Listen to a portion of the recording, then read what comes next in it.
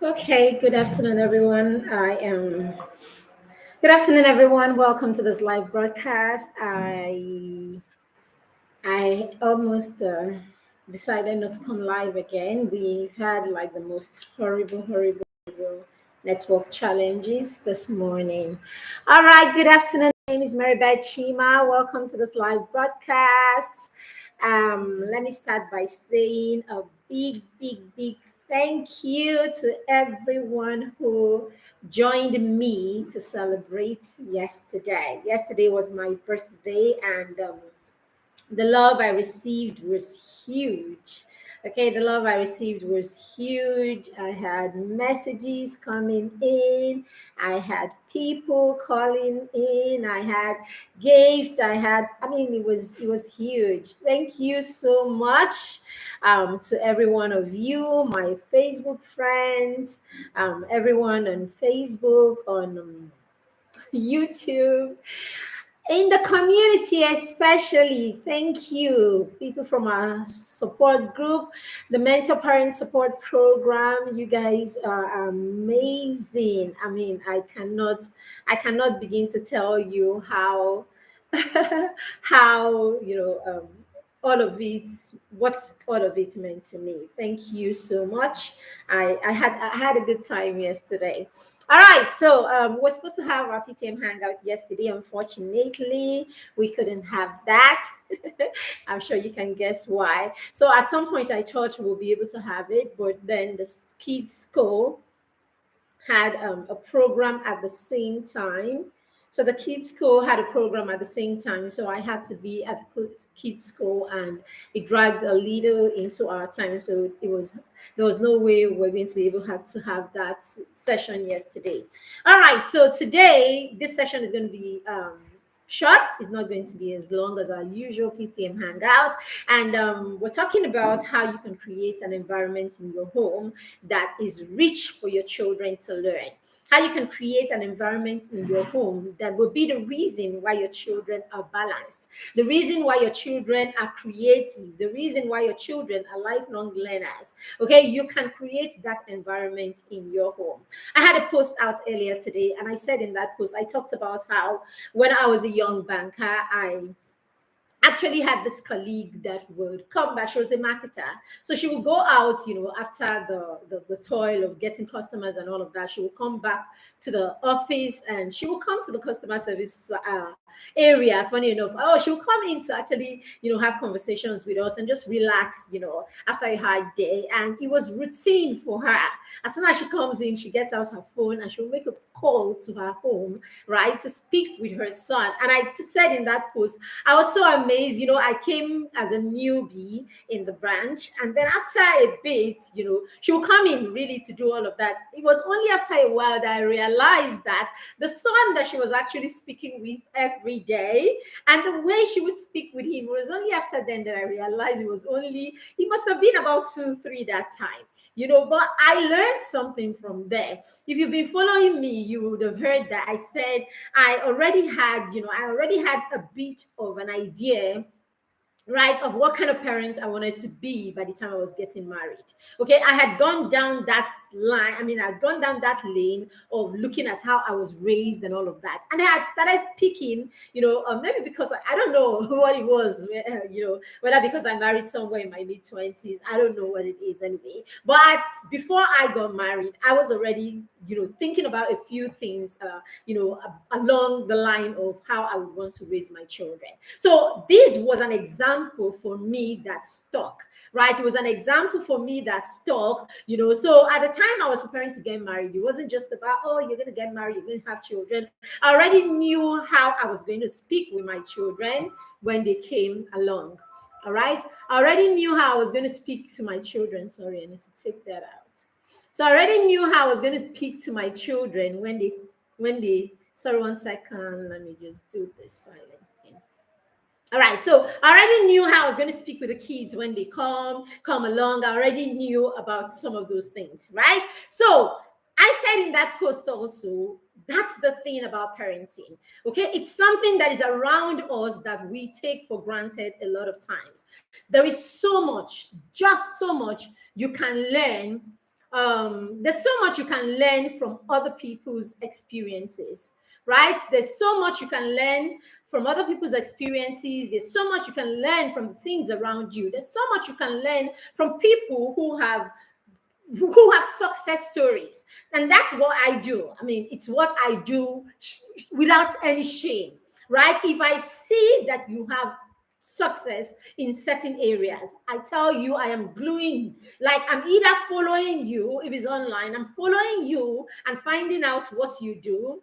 Okay. And if I can reach you personally, I am in your inbox finding out what you do, right? I'm in your inbox finding out what you do, or I'm in your space anyway. Basically, if I find out, the certain successes I see in your parenting journey, I am following you. That's the truth about it. And if it's someone that's around me, okay, I am simply just going to turn you into some sort of a model, and I will learn from you. So a lot of us as parents have not come to that point. Our ego will not allow us come to the point where we can look at other people as models, and we can actually model after what they do, or after what they have done. I go as far as even researching people. I mean, researching people that I have seen, successful people. What I do is, when I see a successful person, I mean, the Elon Musk, and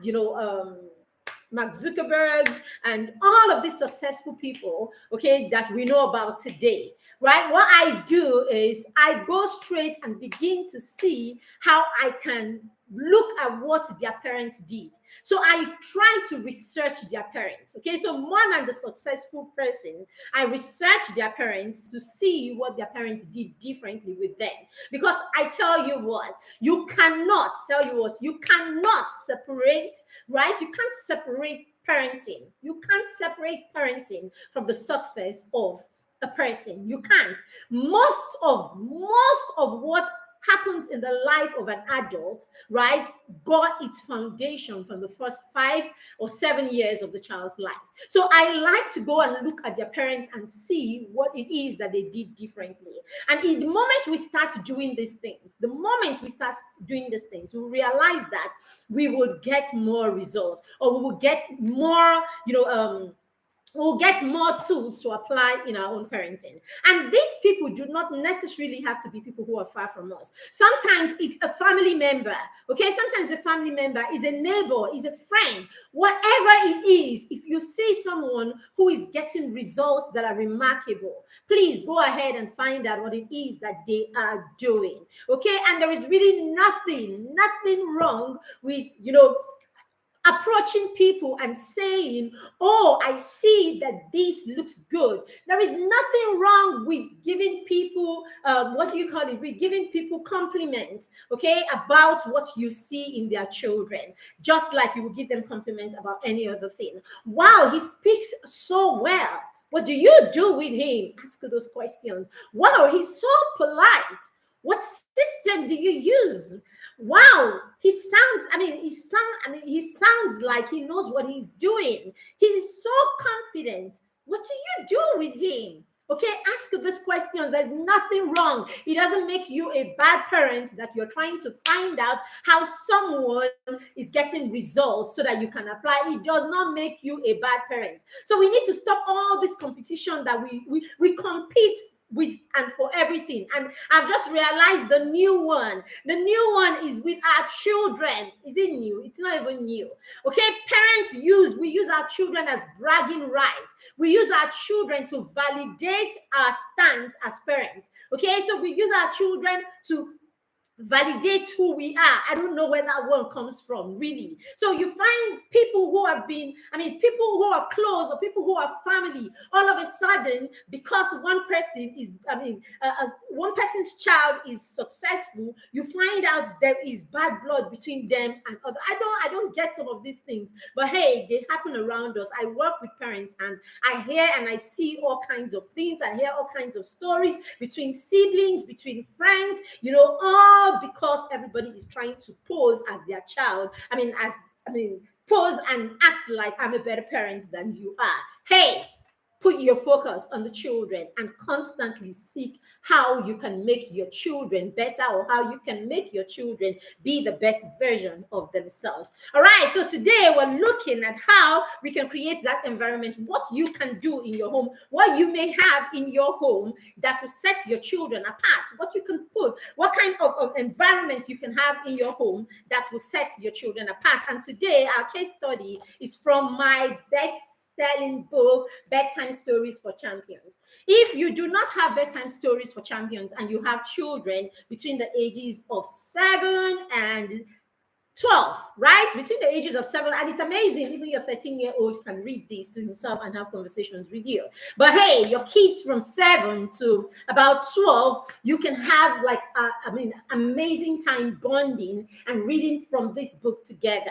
All right, so we're taking a case study from Bedtime Stories for Champions. By the way, Bedtime Stories for Champions is a collection of stories of amazing people who have done amazing things in the world, who are still doing great things in the world, people that have set themselves apart, people that are remarkable and have set themselves apart, people who are already giving back to their society and making a difference in the world, people who are living out their purpose, and then people who are living out their purpose and reaching out to other people who are doing the things that they love to do, and the world can attest to how great they are at doing these things. So today we're looking at a story, okay, a story of a family that had an environment that made the children in that home thrive.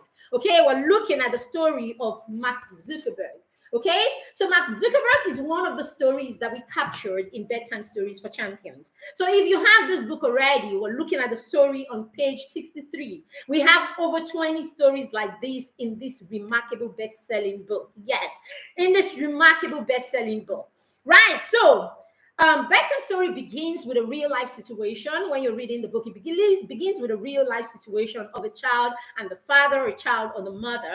Okay, the characters we have are Kay and Amy in the story in Bedtime Stories for Champions. So it's Kay having an experience, a real life experience with his dad, or mom, or Amy having a real life situation with her mom or her dad.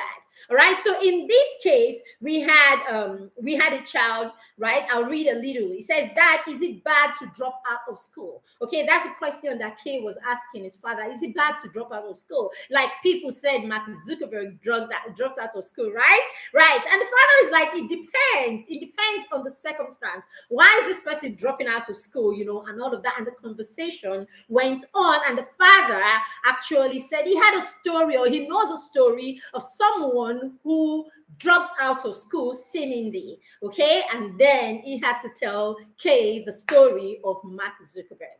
Now, Mark Zuckerberg is at the time, back in the day, Mark Zuckerberg grew up in a family, okay, with his 3 sisters. So he's the only boy child in a family of 4, right? So he had his 3 sisters, right, with him. Both of their parents were medical doctors, right? So, but his dad had a medical practice in the basement of their home. Okay. The dad had a medical practice at home, basically. So daddy was working from home and the children were at home, right? So yes, they went to regular schools, all right, but their dad worked in their home environment, basically. And this did a lot, right? This did a lot for Mark and his siblings, right? Now, in the story of Mark Zuckerberg, it was said that right from when Mark was only about 10 years old, he already had a computer of his own. So he was exposed to technology in a way that empowered him. He was exposed to technology at a time where all children did with technology was play games. But Mark was introduced to technology in a way that it became empowering follow him. Now, Mark was born in 1984, right? Mark Zuckerberg was born in 1984. And his father, when I was writing Bedtime Stories for Champion, I had to do a lot of research into the entire family, all right? So I had to do a lot of research on Mark, his mother, his father, his sisters, right? On Mark, his father, his sisters. I mean, he has three sisters, Randy, Diana, and Ariel. So I had to do a lot of research on all of this, and then looked at their family dynamics and see what it was that they did differently, right? In one of the stories I read, Dana said that in their home, one of the things that they had in their home was you couldn't come home and catch them not creating. Okay, so the way they played as a family was to create, right? So at every point, they were creating one thing or the other. She wanted to be a theater person. So she sang. I mean, she loved music and loved to act and all of that. So she sang she probably sang in some sort of a choir and all of that. She went to the opera and all of that, classical music and all of that. She wanted to make films, right? She wanted to make films. She wanted to create films and all of that. And she wanted to do a good job at it. This is what she wanted. Mark, on the other hand, took an interest in computers, right? He took an interest in computers and learning to use computers. Now, in one of the interviews with their father said, right, he had his office computerized in 1985 when Mark was only 1 year old. So what are we trying to say? In the environment where Mark Zuckerberg was growing, right in that environment, the environment had something that became intriguing, something that the child became curious about. So the question is, what do you have in your environment, right? What do you have in your environment? How is the environment in your home structured? How is the environment in your home structured? What are the things you have in your environment? Are they things that will invite your children to be creative? Are they things that will invite your children to want to know more? Are there things that your children could get curious about? I mean, in the story of what's his name now? The Microsoft guy. What's his name? If you're with me, please don't just watch in the background. Let me know you're watching with me. Say something in the comments. If you have a friend that needs to be here, you have a friend that is a parent, the parents' children between the ages of 0 and 18, please let them come here and ask questions. That's what the live sessions are. I can make this video and post it and walk away. I can just write a post and walk away. But the reason why we come here and have live sessions is because we want to interact with you. We want you to be able to ask questions. We want you to be able to pick, the points as we talk and then put them down so that we can see that you're with us and we can buttress on those points. That's why it is. When I say something and you're able to pick it and throw it in the comments, it means that one hits you and it gives me it causes me to talk more about that area because, hey, it means that this is where you're interested or this is what, this is what I have said that resonates with you. That's what live sessions are for. Okay, so if you're here, invite your friends, okay, tag them in the comments so that they can join. Okay, even if they don't join now, they can join later. Okay, that's also okay. But if you're here, please say something in the comments so that I can give you a PTM, hello. All right. So, what do you have in your environment? How inviting is the environment? How inviting is your environment for learning? Okay, how is your environment structured? Is it structured to get your children always watching TV, or is structured to get your children always creating? Some of us have TVs on every spot. I mean, every surface that is flat enough and wide enough for us to play the television. Bam! We hit one there.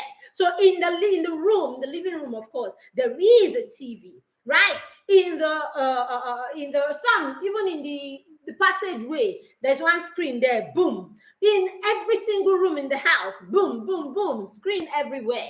Okay, in the bedroom, boom, screen everywhere. What happens on those screens? The children just watch movies, isn't it? They watch movies or they play games on it. Now, if you structure their environment in a way that does not invite your children to be curious, because tell me, how curious can your child get about your television? Some of us, even when the children carry the remote control, and for some reason you come and you find your remote control, anything has moved on it, it is trouble. All right, so our children are supposed to see these things but don't touch. Right? Our children are supposed to see these things, but don't touch any of these things. Don't go near them. Just stay far and then use the remote control, put them on and watch. When you finish, drop the remote control in the corner. So you see that the way our environment is, it is such that it does not invite our children to be creative. He's watching TV. What's he watching there? Just sit down, cross your leg, probably get popcorn, get a drink, call the cook to bring you something from the kitchen, sit down there, eat away, and binge on the TV all the way. He finishes from the living room and goes to his room. He can just go hit the TV there and continue. And some of us pride ourselves as this is giving them the life that we did not have. So yes, let them go to your room and watch it in your room. Go to your room and watch it in your room. So your children leave the living room when they're supposed to go and sleep, when they're supposed to pick a book and lie down and read, when they're supposed to reflect, when they're supposed to do meaningful things, when they're supposed to fill in their time by trying to understand the things in their environment and use the things in their environment to create and understand how these things work. No, your children move from one room to the other watching TV up and down the place. So where is the room? Where is the environment created for this child to learn? Right. Some of us, it's so bad that we don't even have a working library in our home. Right. We don't even have a working library in our home. Even the one, for some of us that have something that resembles a library, you find out that the books on it are like your father's old books, or I don't know, all kinds of, books that your children cannot even go close. In fact, for some people, don't touch it. Those are excerpts from my time in United Nations. So basically, you do not have an environment in your home that invites your child to do more. You don't have an environment in your home that invites your child to learn. Okay, the environment, the setting in your home, the physical setting in your home does not invite your child to learn anything. So this was different in the Zuckerberg home because their father had his practice in their home and the children had access to his office. So the children had access to his office, and so Mark Zuckerberg could go there and try to interact with the computers. So he interacted with the computers, and the father said, even back then in 1985, he had a network of computers. So it wasn't a case of just having a computer, sitting down and playing games on your computer, or sitting down and just working on computers. It was such that Mark could interact from his system with the systems in his father's office and all of that. So he already understood computer networking and the fact that computer A and computer B can interact and all of that. Some of us are parents who are even into IT. You are parents who are into IT, you know what it is that I'm talking about. Yes, you're being IT. The only way that your children feel, that they feel or they enjoy from the fact that you are an IT expert is that they have tablets and have computers at home. And then, of course, there is money that you can spread around. Some of us have, we do technical things in our jobs that we can have conversations with our children about. But no, we don't have these conversations. They're children. So you are an architect and your child doesn't know the first terminology in architecture. You are a medical doctor and your child does not know the first thing about what a medical expert in this area or that area is called. You are an engineer and your child does not know the first thing about the tool in your area of engineering. You are a teacher. The only thing that your children suffer at home is that you have a big cane. How can you not know this? When you go to school, you can't even touch the children there. But you come home and you're yelling and screaming and beating them because in your head, they are a teacher. How dare they not know these things and go and shame you? Of course, you're a teacher. So, and their children, your kids are in your school. So, how can they not go and come tops in their class? so that they will not come and make you look bad. This is all we are about. This is all we care about. Meanwhile, it is from the home that these children will be empowered. It is from the home that these children will be stimulated. It is from the home that the environment for learning has to be created for our children to become interested in learning. Okay, I was sharing, was it here? I was sharing no, it was in the master class. So we had a master class, okay, to commemorate my birthday. I had that master class for just 1,000 naira. A lot of you refused to enroll for that master class.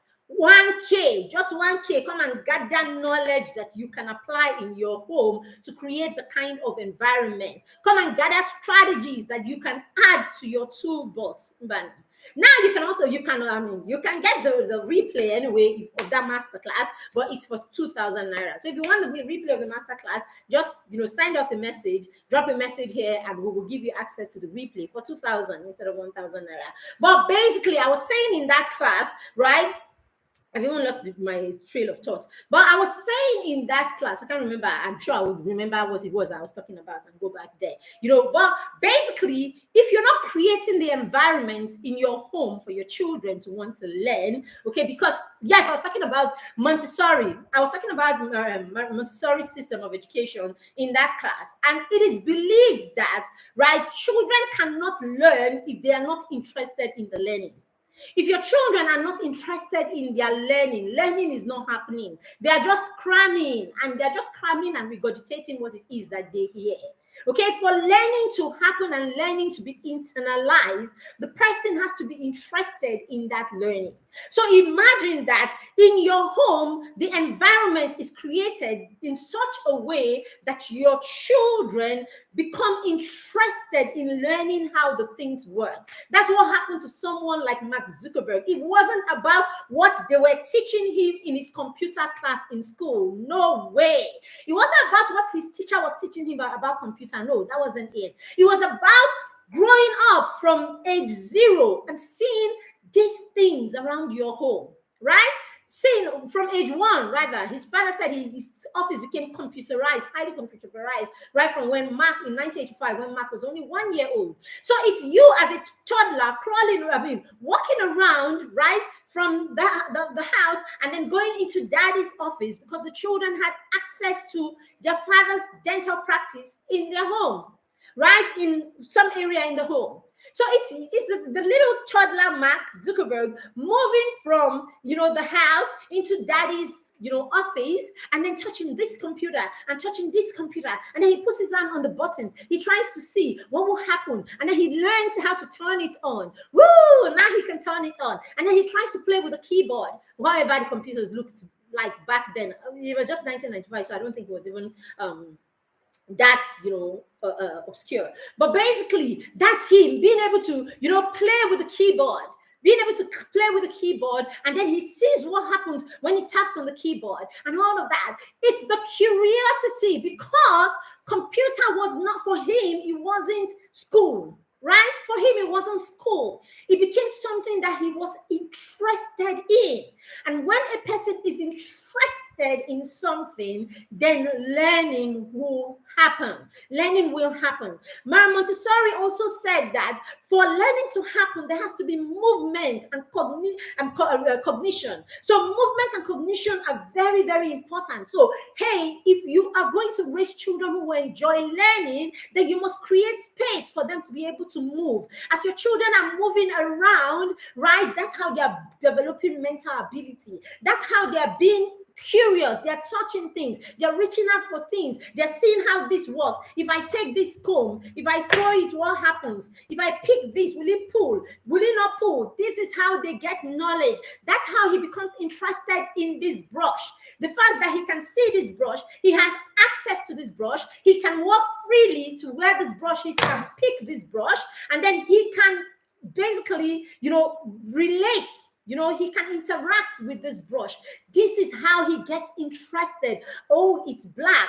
Oh, why is this like this? And why is that like this? And why is this part spiky and all of that? This is how cognitive ability is being built in your child, by him asking questions, looking for answers to those questions, finding solutions, okay, trying to pull it doesn't happen. He pulls it harder, and then he takes something and cuts it. That is your child trying to look for a solution to a problem. But we stifle, we block every one of these things. We block, block, block, block, block, block, block, block, block. So our children do not have these things in their environment that invite them to learn and to move around, to learn, and all of that. And this is what was different in Mark Zuckerberg's environment. So that we don't kid ourselves thinking that it is luck and chance. No, it's not. It is in the programming. It is in the opportunities. It is in the platform that was created. It is in the skill that was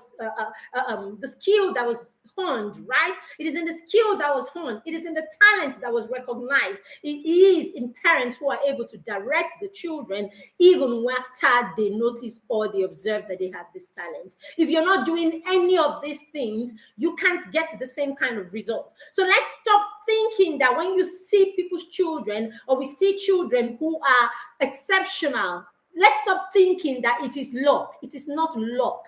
It is not luck. Yes, children have different temperaments. Okay, children have different temperaments. By virtue of their temperaments, one child is able to stay still or stay calm and is able to get more when you interact with him. Okay, when his teacher is teaching, that child is able to probably get more and understand better because he's calm and allowing himself to learn. That is how that child learns. Another child is more on the, on the moving, is more of a moving type.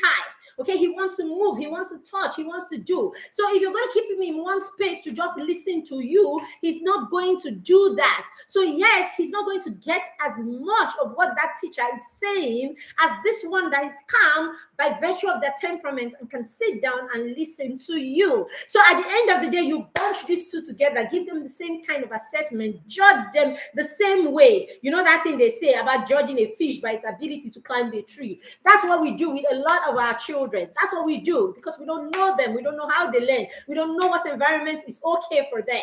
Okay, we force them to sit still and listen, and not everybody can sit still and listen to that teacher. So that's the difference between Tunde, who is smart according to Ross, and Danladi, who is dumb according to Ross. There's really no smart or there's no dumb child. Children all have capacity and the ability to learn and be everything that they can be. It's we as parents that do not know these things. We don't understand these things. We have refused to learn about these things. And so we are the reason why our children are not operating at their full capacity.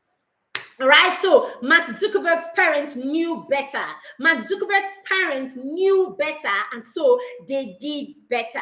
And the fact that the father had his medical practice in their home and allowed the children access to the office where he had a computer network when Mark was only 1 year is part of why he took an interest in computers. And when you have an interest in something, it comes easy to you to learn. It's easy for you to learn when you are interested in something. And as a parent, the moment you understand or you realize that your child is interested in something, if you're able to create more access to that thing, if you're able to create higher knowledge in that area, if you're able to hone that skill, if you're able to create platforms, if you're able to let them expand their knowledge, if you're able to give them more reasons to ask questions and figure out those questions, then you are preparing them. You have set the right environment in your home and you have established them in that environment, and you are giving them every opportunity to thrive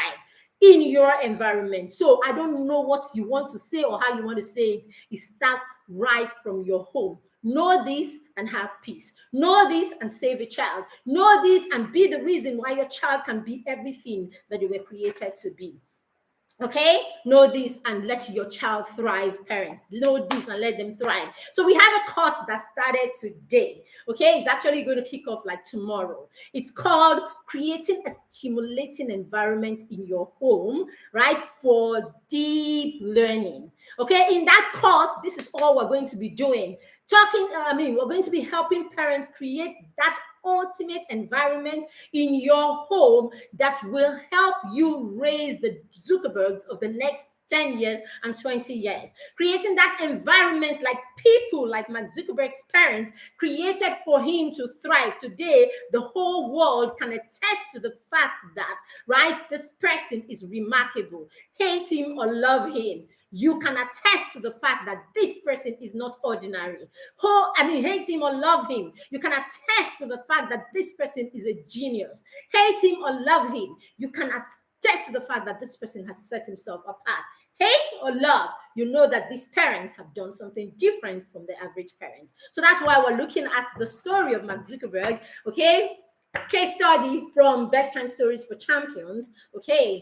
And then we're looking at, some of the lessons in this story. All right, so we're going to jump right into the lessons, right?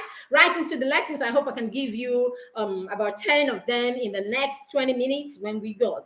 All right, so number one lesson, right? Number one lesson is the fact that Mark Zuckerberg's father worked from home. Okay, now I'm not saying that people who don't work from home, their children cannot do well. I'm not saying that. I'm not saying that, if you don't work from home, your kids can do well. What I'm saying, we're looking at Mark's story and we're looking at the advantages that Mark Zuckerberg had, that probably, why am I saying probably? That, they all came together. Life is blocks and blocks and blocks and blocks. Raising children is like a building block. It's like building blocks, basically. Okay, there's a foundation. It's like building a home or building blocks for just if you bring it to children's level.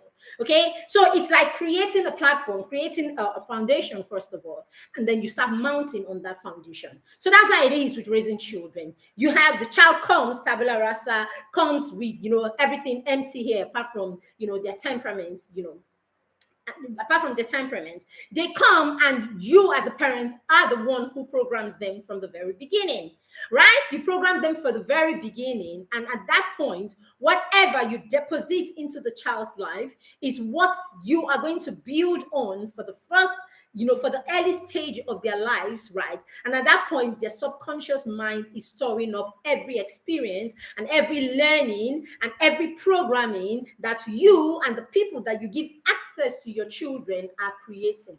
Okay, the child will grow and come of age. Okay, after age 7, his conscious mind will kick in, and the child will begin to take from his subconscious and act based on what is in his subconscious. Okay, what do I mean? If this is a child that every time he is in trouble or every time he has an obstacle, okay, mommy comes and mommy deals with it, mommy takes care of everything, or mommy sends the house girl to go and take care of everything. By the time he is 7 or he's 8 and he has a problem, his subconscious mind will tell him someone is going to come and fix it. It is not your problem to fix it. Someone will fix it. So yes, the child will relax. He will pour water and he will walk away and go to his room like nothing happened. Because, hey, while he was growing, every time he poured water, someone else came and fixed it. Okay, so that's what the subconscious mind will give the child immediately that action happens. Okay, the child does something wrong, right? And he does something wrong at age 2, and the next thing, age plate falls, and the next thing, twice you give him a slap. All right, so that's what is stored up in his subconscious mind. So the next time when he's 7 or 8 and the plate falls down and you are not there, what his brain will tell him is, you're going to get a slap. So you're not there. So what does the brain say to him? Do something, do anything. Take flight, right? Do anything. Do anything you have to do to make sure that you don't get that slap, because this is what is going to come. This is how the world works. So what does he do? He sweeps it, immediately looks for a way, to hide it, and then he doesn't say anything about it. So lies have come into the matter. Okay, so he hides it and doesn't say anything, provided nobody has seen him. So the next time you'll be like, I have not been seeing this place. What happened? The child will go, boom. The subconscious is telling him, don't even try it. If you open your mouth, that slap is going to come to you. So what does he do? He keeps his mouth, boom, shut. Because, hey, who wants to be slapped? Okay, so this is how it works. All right? And so when he becomes 20 and then someone around him drops it like that, or when he becomes a mother at 24 or 25 or whatever, okay, and her own child drops a plate like that, Next thing, twa. That is how what the subconscious will give him now or give her. This is how it's done. And this is how it's done. When you were that age, every time you did it, you got a slap and you did not die. So that's the only thing this person knows, and that's the only thing that this person will offer, isn't it? And then when it's a house help that is in the house, and then the plate, she doesn't even know. I mean, she now sees a plate broken like that. Maybe it's one of her kids, of course, that their subconscious mind has told them lie about it, even though you get into trouble. So she turns, because when she was young like that and she drops it, she packs it and then she hides. So when there's a house help in the house and she can't find the plates, and the house help is saying, it's not me, the next thing the subconscious will tell you, boom, you know, when you were that age, when you break it, you used to hide it, she's hiding it. She's hiding it. So the next thing, twa, I've taken your salary or a slap or something like that, because you cannot even trust this person, because trust is an issue, because when you were growing up you lied like that, so you know that it is possible that she's lying. Everybody should lie because you lied to take. So basically, if we know the things, the kind of damage that goes on just because of the way that we were raised, we will be, we will understand more when, when people like us are saying, calm down, calm down, calm down. All right. So number one lesson, as I said, is that Zuckerberg's father, Mark's father, was at home. Not because you must be at home, but that was an advantage. His advantage for Mark Zuckerberg. His office practice or dental practice was right in their home. So Mark could walk in and out of his dental practice. Mark could walk in and out and use those computers, tinker with those computers, see how the computers work, how the computers work. The father was already using programs. He could actually try to figure out those programs. He could ask questions. People attended to his questions and all of that. So yes, he developed an interest, and it came from the fact that he understood, or he could see how these computer networks worked, and it was intriguing because he was interested. No wonder the first thing that Mark Zuckerberg created was what? It was the ZuckNet. So that's what it's called, right? So that's the first thing that he created, the ZuckNet. Okay, it was a program he created a program that could allow his father's computer and the house communicate. Okay, so the receptionist could use that. I mean, it's part of like what we have today, isn't it? Where the reception can actually, ring the doctor and say, okay, there's a patient that is here waiting for you. At that time, a lot of those things were not very common. It was huge for a 12-year-old to do. So he provided a ZuckNet that could allow he and his siblings and the father communicate why daddy was in the office, if they didn't want to go in there, and all of that could allow the receptionist and his father to communicate and all of that. Why would a 12-year-old think about this? Because he had access. And why did he have access? Because his father had the office right there, and he could have access to the office. So that's one of the lessons from Bedtime Stories for Champions that you can run with. Okay, so meaning if you're parents that can have a practice in your home where your children, or if you're a parent that works at home, why don't you think of what it is that you can do, right, that your children will become interested in, right? I'm here having this meeting. My son will set up any meeting for me to have. My son will set up my Zoom sessions. He will set up my meetings. He will set up, he will set up my meetings. He will set them up before he would what do you call it now? He will set them beforehand and all of that. He can do all of those things because I work from home and I have taught him. He has seen me do these things over and over again, and he has learned to do them. So he will set up my Facebook meetings, my Zoom meetings. He will set up my what do you call it? He will set up my Instagram. YouTube, okay, you set up the YouTube sessions and all of that, right? I can actually leave my material and say to him, please, can you do a PowerPoint presentation for me? And he will actually do the PowerPoint. I can actually do my simple PowerPoint, and I step away and tell him, can you give it some vavoom for me? Okay, can you edit it for me and do all of that? And he will do it. I can have a session and I have 2 different videos, right? And I want them as one videos, and I can just simply say video, and I can just simply say to him, so did you have 30 minutes, right? Can you help me, use one of your whatever to put my videos together? And then he will actually, combine the videos together. I can actually have, I have had videos that are just be like, okay, can you go ahead and edit the video for me and then make it? So he will put the sound and do all of those things for me. And he is only getting access and doing all of these things because I work right from here. Right. And even if you're a person that has a regular 9 to 5, there are other things that you do, right? There's some of us bring work home and all of that. Let your children have an idea, about what you do, right? Let them have an idea about the processes of what you do. I'm not saying give them office information and all of that, but there's certain things that you do that you can allow your children access to. Be the first person or be the first reason why your children, tap into certain skills. Very, very, very important. Okay, my son is in school. If he wasn't here, everything that's going on here, the lights and everything, he would have done the setup. So it was easy when he started his mentor parent, when he started his mastermind program. My son has a leadership program that he runs that children enroll in. So I don't have to be here for him to do his thing. So there are times I go to the market and it's time for his session with his partners. He sets everything up and all of that, puts everything together, and he has his meeting, and I join the meeting from wherever I am. If I'm driving, I just put my phone, connect, and I'm just there watching and contributing and seeing what it is he's doing with his partners. So let our children, get into that space. Let our children begin to use technology for the right thing. All right. Now, the second example, or the second lesson from bedtime story is um, interest, and giving the children opportunities to hone the interest that they have.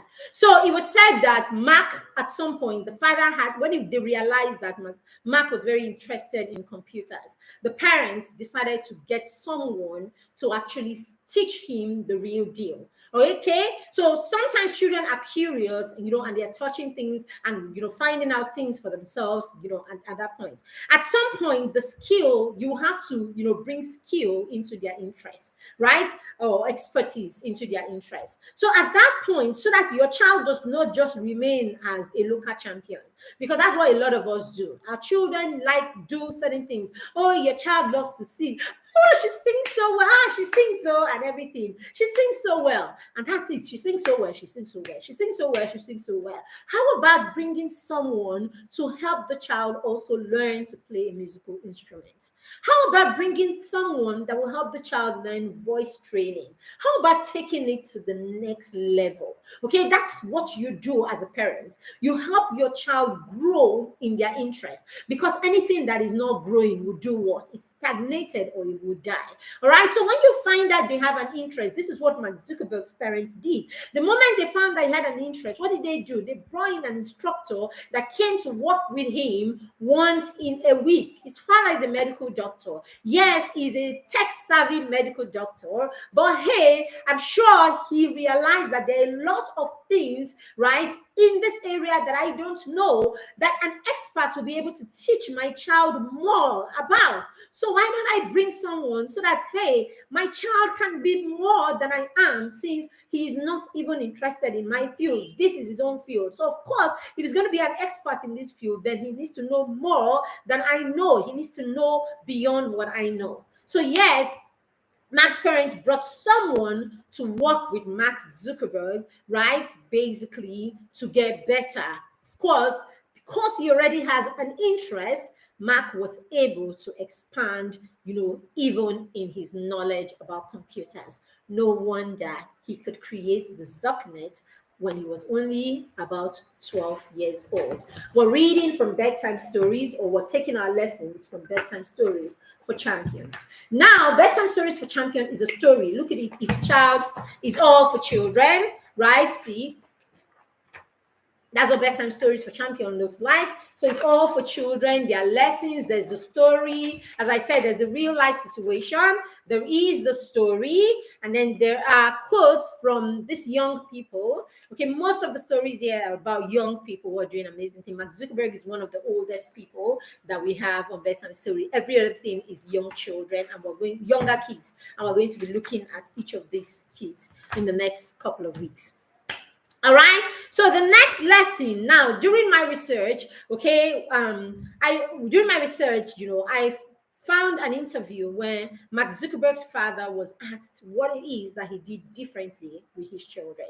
And then he said that he and his wife realized very early that their children had different strengths of their own.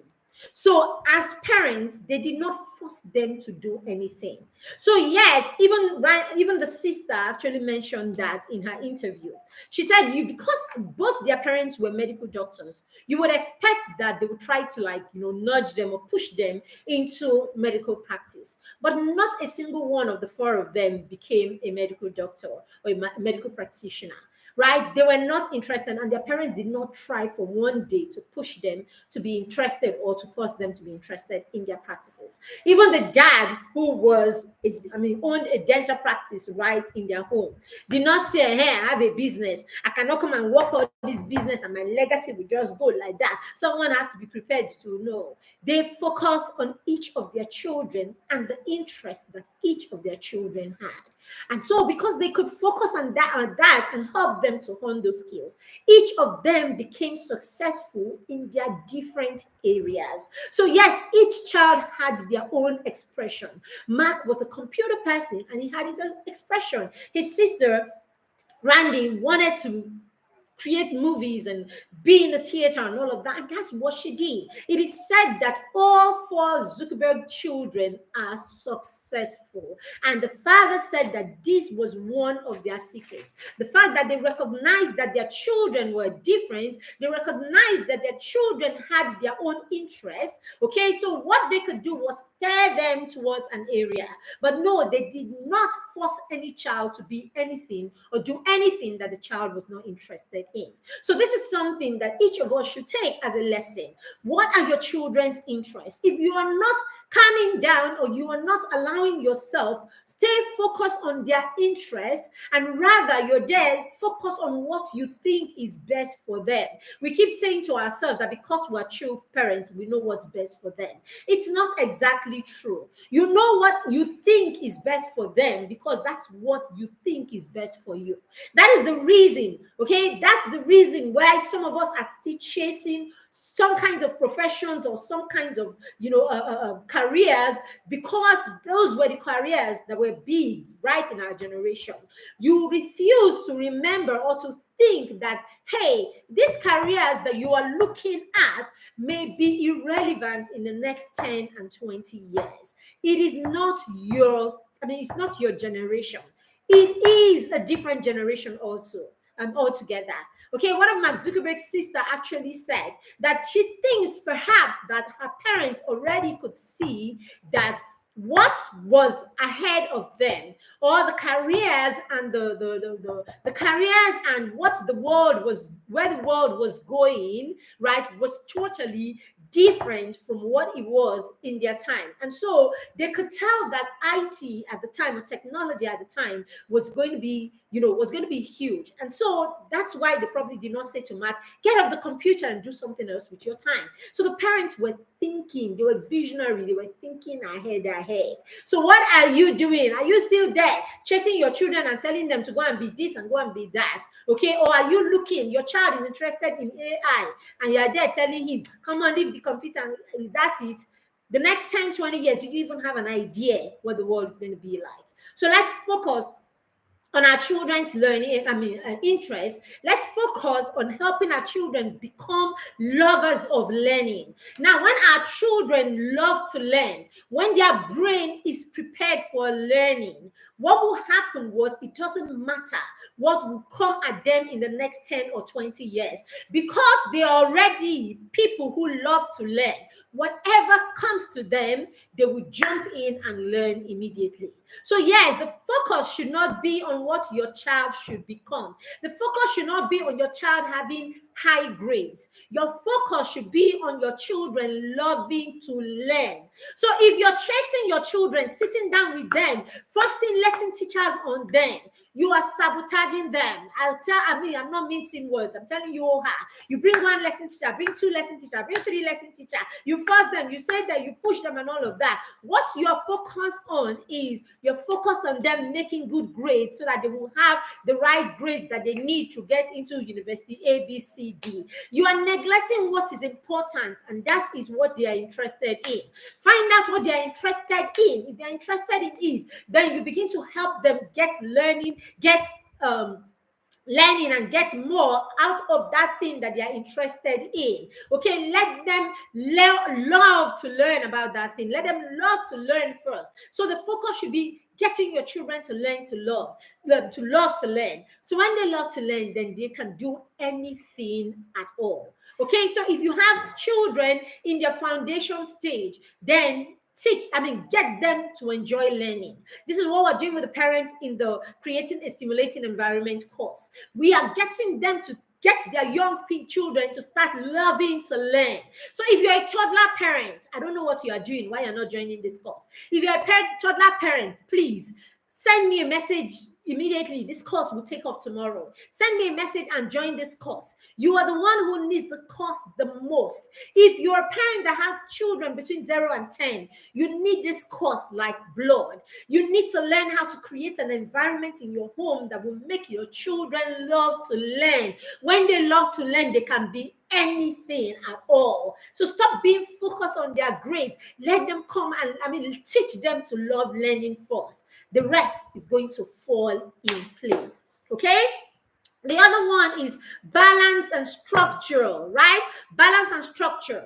Now, in Mark's home, in one of the interviews while I was researching and putting this book together, okay, the sister actually said that what they did in their home was at every point they were creating. At every point they were creating. So they will build all kinds of things at home. They will build all kinds of things at home. They'll create all kinds of things at home. So they loved Star Wars. So they will create their own Star Wars series. Okay, and Mark would voice. The other two little sisters would, what did she say they would do? Nothing, nothing serious. They just hummed or something like that. And then she would do the video and all of that. And after that, they will now edit, they will edit all of this, what they've created. And then they'll put background voice, sounds and all of that. These are children already honing skills. These are children already, they're so curious. They are already creating. Okay, so Mark Zuckerberg and his siblings created. Are your children creating? Do you have resources in your home that invite your children to create?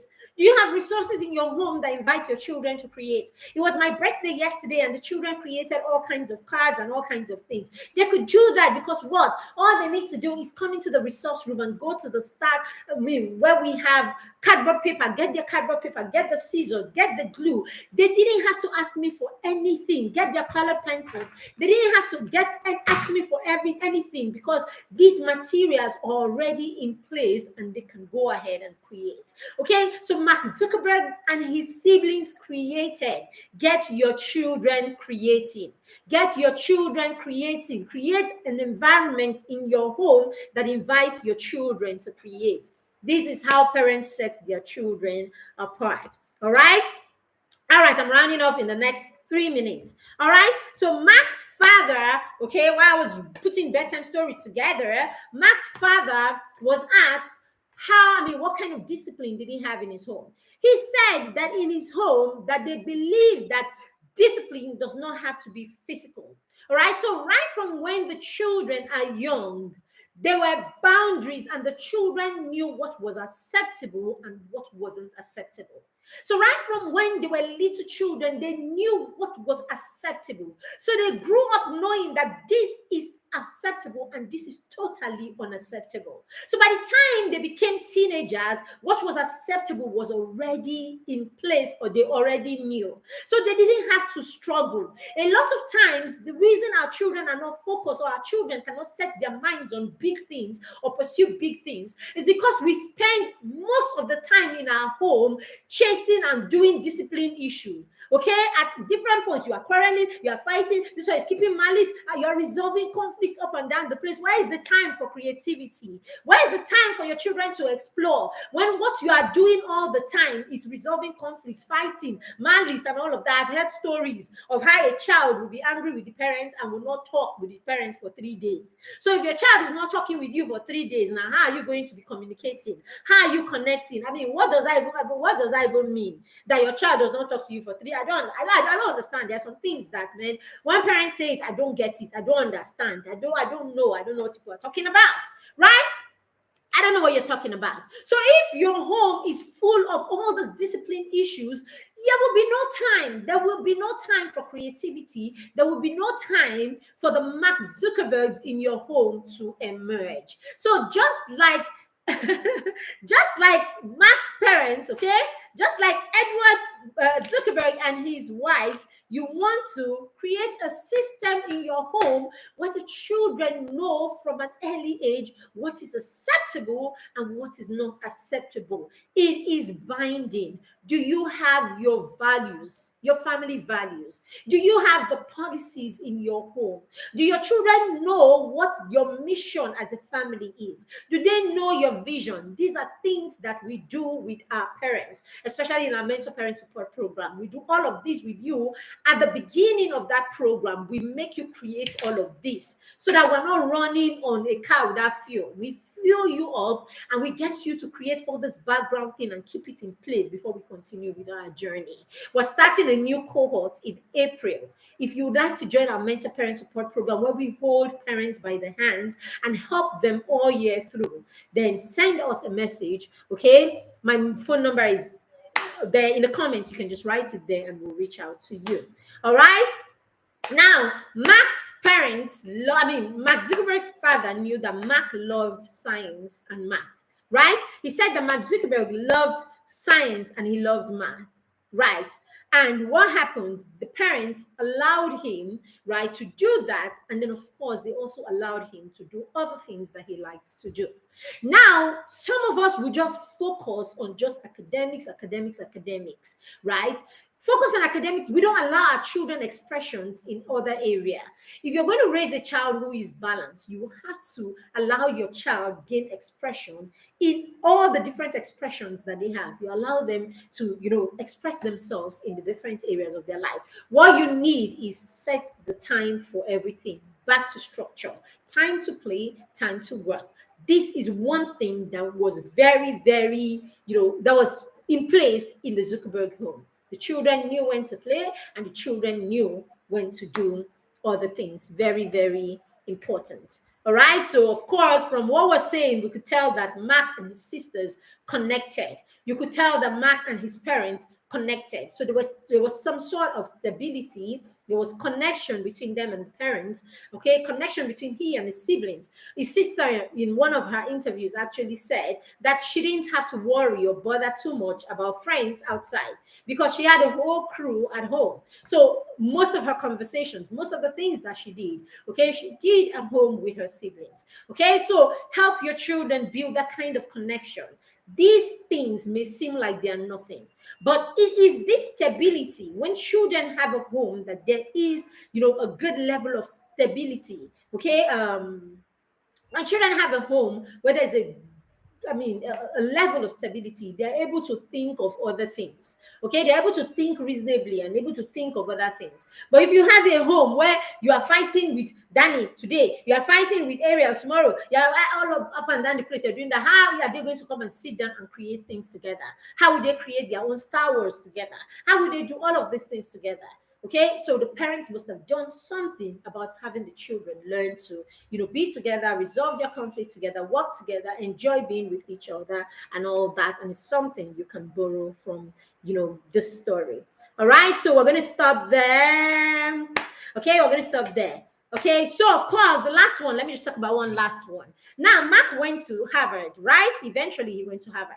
And guess what? Mark was not, he wasn't the first one that went to Harvard in his home. His older sister actually went to Harvard first. Okay, so I'm sure there has been some, there's been some education was put as a priority, or education was a huge was some the value one of their values probably in their home was education. Education was taken as something that was really important, right? So the sister went to Harvard, and Mark also went to Harvard. But see, when Mark was in Harvard, I mean, by his second year in Harvard, and he started, being creative and all of that. And that's another thing. Children are creative when they have support from home. They are creative when they have, when their parents are not judging them. Parents are able to allow them to gain expression. When you allow your child to gain expression, your child is not afraid to try. So you can see how Mark kept on trying. Okay, the story tells how he started with his group of friends, and after that he left and then started his own thing, and then invited his roommates and the rest to come and help him and all of that. So at that age, it was all of this below 21. He could make these decisions. He could venture into something. He starts something that doesn't work. He moves to the next thing, or he leaves something that he has started for other people to continue with, and then he moves it. It comes with, being able to explore. A secure attachment must have been built, right? For this child to be that confident to try, not afraid to fail. Okay, if we don't teach our children, or we don't create an environment in our home where our children can fail and rise up and continue and try again, our children will be afraid to try in real life. Okay, so it's obvious that Mark was allowed to try. And at the point that he wanted to go on and start Facebook and all of that, an investor had invested and all of that, at that point, he packed his bag and left Harvard. He could only do that because he knew the kind of parents that he had. That his parents will allow him express himself the way he feels as per the time. Okay, so at that time, it wasn't like, man, I need to do this, but I need to stay in this Harvard and finish. I'm not saying go and tell your children to leave, but hey, let their interest, as they grow in their interest, they will find their expressions. Okay, be that parent that is ready to support them to find their expressions. Be that parent that is ready to support those expressions. Very, very important. All right. And then finally, Mark Zuckerberg's parents actually use Facebook today. The father actually runs, he says he advertises his practice on Facebook, and then he uses Facebook for about an hour every day and all of that. Okay, let your children know that the things that they are creating are important to you. Let them know that their progress is important. Be a part of their progress. Be a part of, support their progress. Be the one who shows up first every time. Okay, don't be that parent that makes excuses and looks for everybody to stand in the gap for you. Be the parent that leaves everything and show up for your children. Be the parents that leave everything and show up for your children. Be the parent that when your children make certain decisions because of the work that you've done with them before you send them out, you can actually say, hey, sweetie, I don't know, but I feel you know what you're doing. I am here supporting you. I'm here supporting you. And however, or whichever way it goes, just know that I'll always be here for you. We need to be those kind of parents, because that's what Mark Zuckerberg's parents were like. So yes, Mark Zuckerberg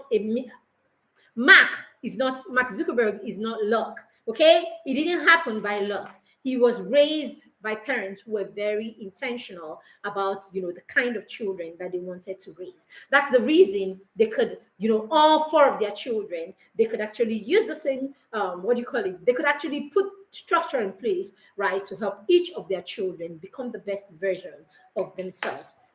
At the end of the story, we had a quote, okay, in Bedtime Stories for Champion, and the quote says that people don't care about what you say, they care about what you build. I think the simple rule of business is, if you can do the thing that are easier first, then you can actually make a lot of progress. This is Mark Zuckerberg's quote. And then we have reflection questions here that you can share with your children. One of the first questions says, why do you think Mark Zuckerberg dropped out because he gave up? Okay, now, do you think Mark Zuckerberg dropped out because he gave up? These are the kind of questions you will begin to ask your children. Not questions that, what do you think, yes or no? No. We have put down questions that will create conversations between you and your child. You could have this conversation while you're cooking. You could have this conversation while you're driving. You could read the story while you're driving. The child reads the story and you have this conversation. Okay, this is what bedtime stories for champion is. Okay, if you don't have this book, me, I don't know what you are doing. This is just one out of 20 something stories that we have in this book. Okay, there's another question here that says, Mark is one person that understood the power of collaboration and the need to seek for help when needed. He wasted no time using the help of his roommates at the early stage of the company. He also sorted seed money when they needed to start up the company. Have you learned to ask for help when you need some? Note that this is different from being entitled. Okay, so you ask your children these questions. So, what times do you ask for help? Do you know you can actually ask for help when you need it? Okay, when you've tried, and there are things you have dreams, and probably there's certain things that you don't have to make that dream come true. Have you learned to ask? Ask your parents, ask your teachers, ask your friends. Okay, share with me one of those experiences. These are the kind of conversations that will come up just from reading bedtime stories for champions. All right, to get a copy of bedtime stories, just 3,500 naira. If you want a copy, please send us a DM, write it in your comment, and I will also add the link to this video if you want to order a copy of this book for you and your children. I'm sure from what I have just read, even you will testify that there are a lot of lessons for you to learn as a parent. So thank you very much, everyone who joined. I cannot see your comments. I can see comments. I can see comments. I don't know if you made them. If you're catching the replay, please let us know that you were here catching the replay of this session. Okay, usually we have these sessions on Thursday, okay, at 1 p.m. So be a guest with us again next week, Thursday. Thank you very much. Have a lovely, lovely afternoon. Bye.